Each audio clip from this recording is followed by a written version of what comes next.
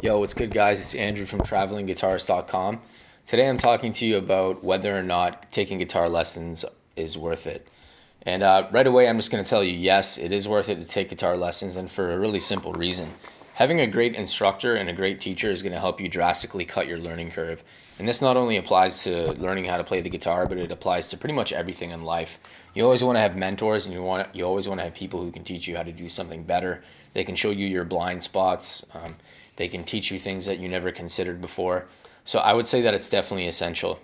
In the case of learning the guitar, for me, I think the important teacher, the best thing that a teacher can do right away is not so much teach you the technicalities of learning how to play the guitar. Like people who are classically trained in the instrument will tell you, oh, you need to learn how to play music. You need to learn how to read music rather, and you need to learn, legato, and you need to learn all these terms, and you need to learn how to play Beethoven. And no, you don't. I mean, the most important thing, in my view, is for the student to cultivate their love for the instrument. It's to get them engaged in the process, and teach them how to teach them the things that's going to make them enjoy playing the instrument. That way they can go out on their own and begin learning it, and they're going to have the motivation, they're going to have the desire, and they're going to have the actual interest in learning how to play the instrument. So with all that said, I think that the most important things that a teacher should teach you right away in the first year, this is just like the first year, like the developmental phase of learning how to play the instrument. The guitar teacher should teach you whether you should get the acoustic or electric, which depends on what the reasons are for why you're learning how to play the instrument to begin with. So, for instance, I laid out in my article on travelingguitarist.com that if you want to learn how to play the guitar on it because you're a Taylor Swift fan, obviously getting an electric guitar is probably not the best move. That student will likely want an acoustic instead. So you should be able to direct them to getting an acoustic guitar.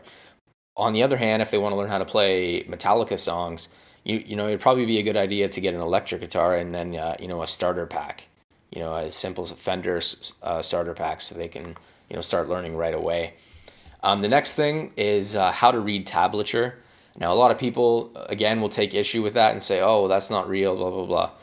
And it's like, yeah, that's all that may be true. Obviously, it has its downfalls. But as I said before, it's the most important thing for the student to understand, I think, is that they, or rather, it's not the most important thing to understand, but it's about getting them engaged in the process so they can start going online. They can Google their favorite songs. They can read the tablature to learn actually how to play the songs that they want to play, and that's going to keep them engaged in learning, and they're gonna stay interested.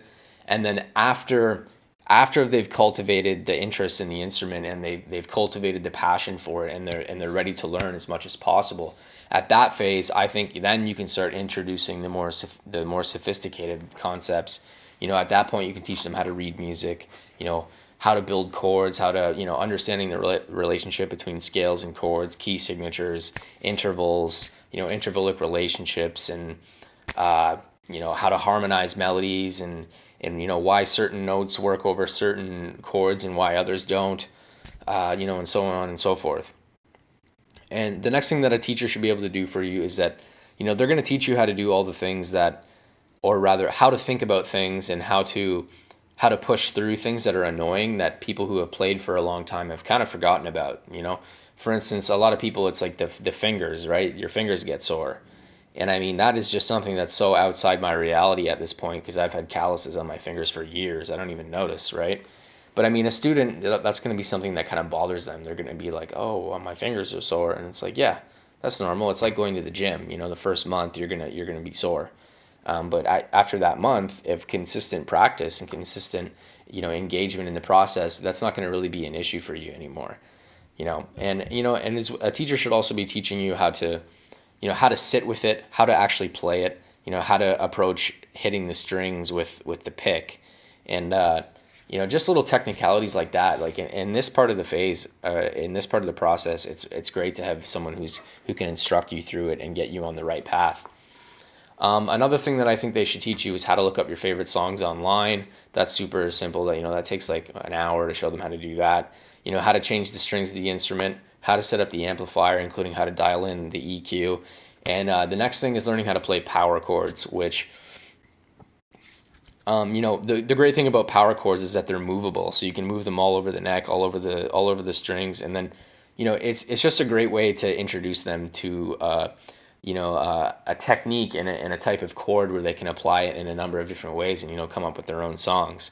So, in conclusion, what I'm trying to get at here is that the first year of teaching, I feel like it's just about getting the student engaged. You know what I mean? It's just about getting them engaged and interested in the instrument rather than trying to introduce all this sophistication and, you're going to teach them Beethoven and how to play and how to read music. I mean, that's great if you want to do that, if the student actually wants to do that. But truthfully, if they're interested in learning how to play Enter Sandman from Metallica, and you're, trying to get them the nylon string and how to play Beethoven, I mean, they're not going to be engaged. They're going to give up after 3 months. So getting back more on topic in terms of why it's good to have a teacher.